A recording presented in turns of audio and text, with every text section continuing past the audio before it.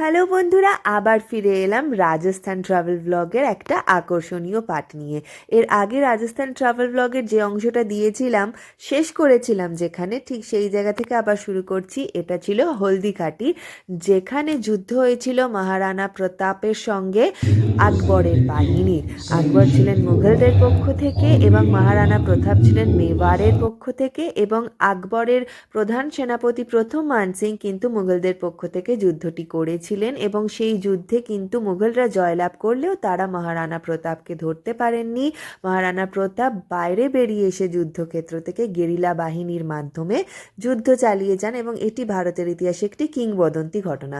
এই যেগুলো দেখছো, এটা হচ্ছে ওই হলদিঘাটির যুদ্ধ যে স্থানে হয়েছিল, সেখানে একটা মেমোরিয়াল হল বানানো হয়েছে, এবং সেখানকার বিভিন্ন কিংবদন্তি ঘটনা এইভাবে লাইট অ্যান্ড সাউন্ডের মাধ্যমে দেখানো হচ্ছিল।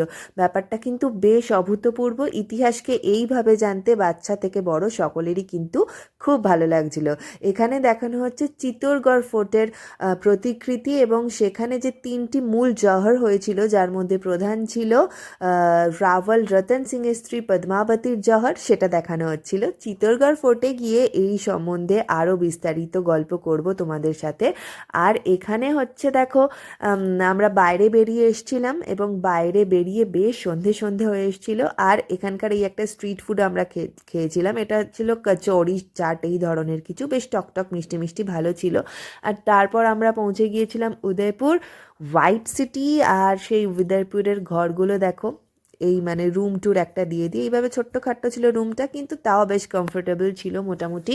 তো বিধ্বস্ত অবস্থায় আমি নিজেকেও একবার দেখিয়ে দিয়েছিলাম, আর চারিদিকে ছড়ানো ছেটানো জিনিসপত্র এসেই ছড়িয়ে ফেলেছিলাম।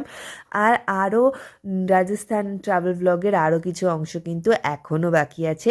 তো যদি আমার সাথে রাজস্থানের ইতিহাস জানতে চাও, সেখানকার কেল্লার ইতিহাস জানতে চাও, সাথে থেকো। বাই।